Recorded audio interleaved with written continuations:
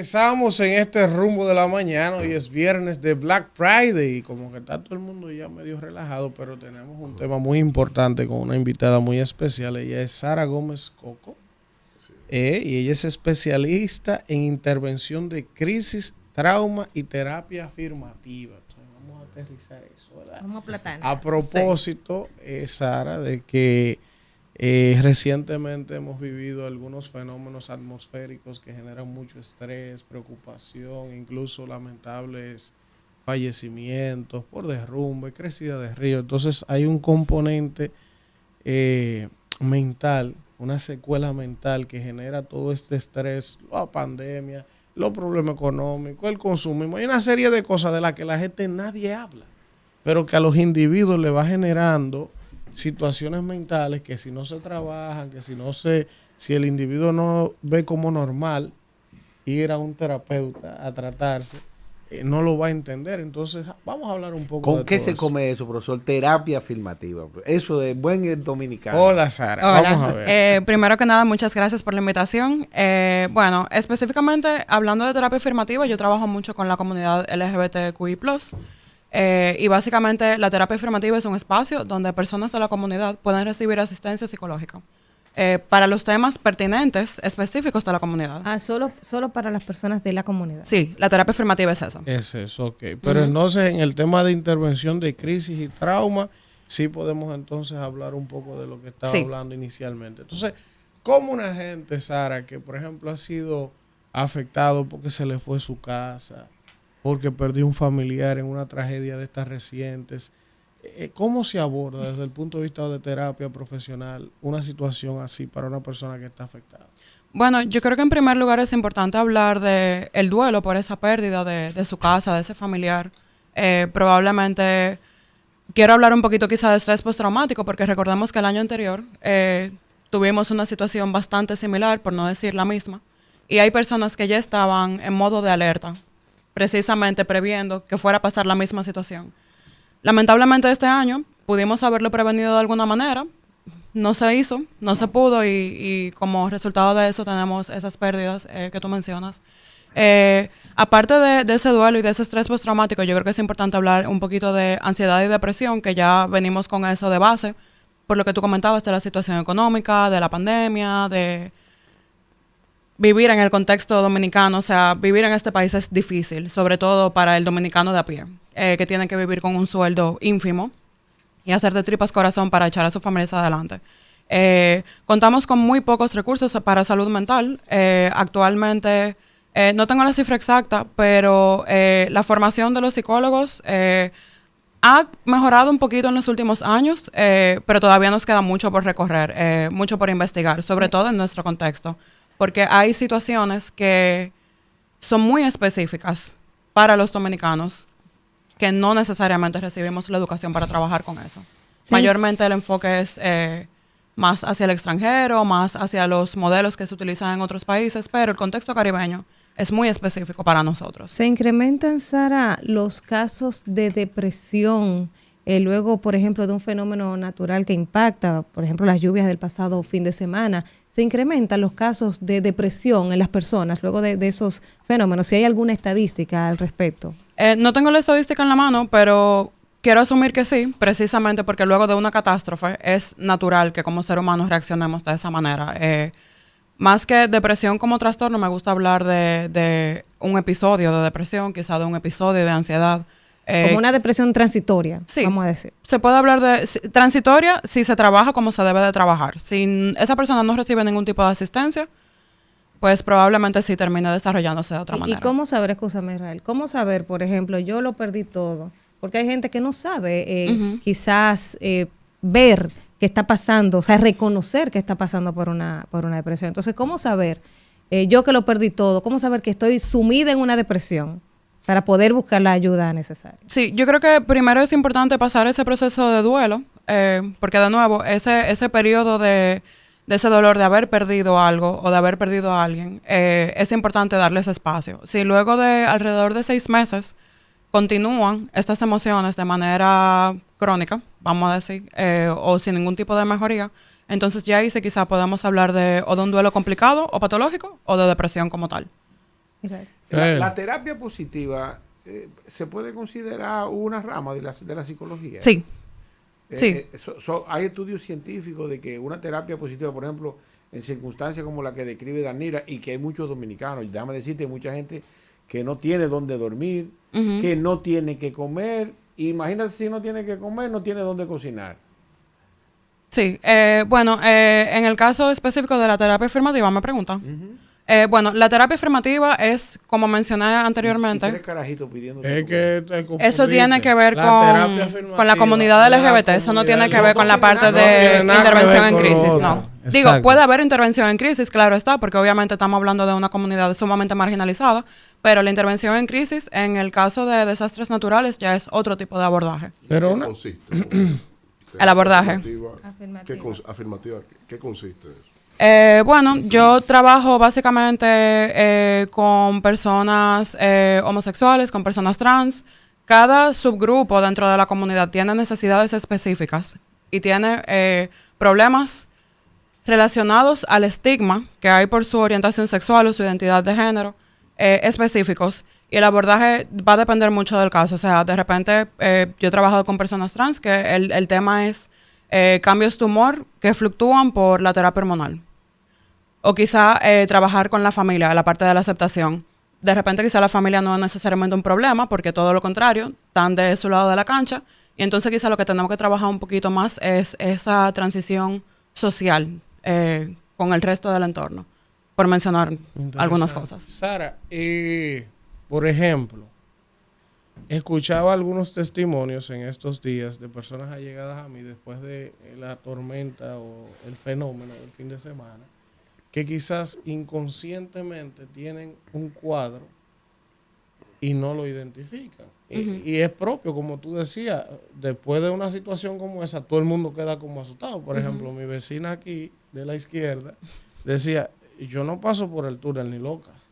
Yo no paso por el túnel porque ya hay un tema de un temor que se ha generado fruto de la situación. Pero, por ejemplo, ayer me contaba un doctor amigo que el día que empezó el sábado el agua, él estaba en casa de un buen amigo y cuando él ve que pasan 5 minutos lloviendo fuerte y con brisa, él empieza a mirar la ventana y el amigo le dice, muchacho, pero ¿y qué es? O sea, estamos bien, vamos a disfrutar, vamos a tirar una carnita. Y él volvió y miraba a la ventana y él se fue corriendo. O sea, él se fue, desbarató el coro. No, yo me voy para mi casa. O sea, porque ya tiene un tema mental de que está lloviendo, ya cree que se va a inundar. O sea, ha quedado una secuela en mucha gente del pueblo dominicano que cuando ve un aguacero fuerte, ya teme lo peor, ya se va a inundar otra vez. Entramos en pánico, sí. Entonces, ¿cómo una gente determina, que no me quedó lo suficientemente claro, cuando eso es algo que hay que tratarlo o es algo con lo que se puede vivir? ¿Cuál es la diferencia entre muchos de esos traumas que todos tenemos? Porque todos los ciudadanos de alguna manera tenemos algo de la cabeza que no anda muy bien en algún aspecto. Todo el mundo tiene situaciones psicológicas de un índole o de otro. Ahora, ¿cuándo uno sabe que ya eso es una situación que hay que trabajarla profesionalmente? ¿Cuándo es la diferencia, esa división? Bueno, precisamente tú comentabas sobre esa persona que comenzó a llover y se mandó corriendo, o sea, esa preocupación excesiva, quizás esa ansiedad, que no le permitió disfrutar de ese momento compartiendo con amigos. Hay personas que se ponen irritables, hay personas que pierden el sueño. Sin embargo, hay personas que les pasa lo contrario, o sea, entran en un estado como de que nada le importa, por lo menos de la cara para afuera.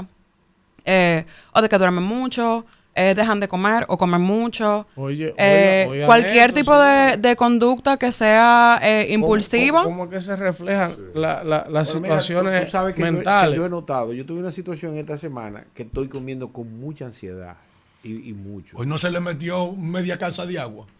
No, pero fuera yo te felicito a ti, porque a mí se me inunda la casa de agua como se te inundó a ti, verdad, y todo lo que perdiste, 2 vehículos con el agua por la mitad, ahogado. yo estuviera ahora mismo, mira, dándome en la cabeza. Eso es verdad, pero la vida es lo más importante. Pero la verdad es que he notado, me llama mucho la atención que tú menciones eso, porque yo he sentido eso, inclusive personalmente. Y yo no soy, ¿Cómo no lo vas a sentir, Cristiano? Yo soy un tipo relativamente disciplinado, tú sabes, relativamente, no quiero decir que soy, tú sabes, pero voy a tener que ir donde un psicólogo. Doctora, se le metió la agua por la mitad. Bueno, mire, eso no tiene que ver con disciplina, como usted menciona, simplemente es una reacción natural a un evento catastrófico, como le comentaba. Eso es algo que le puede pasar absolutamente a cualquiera.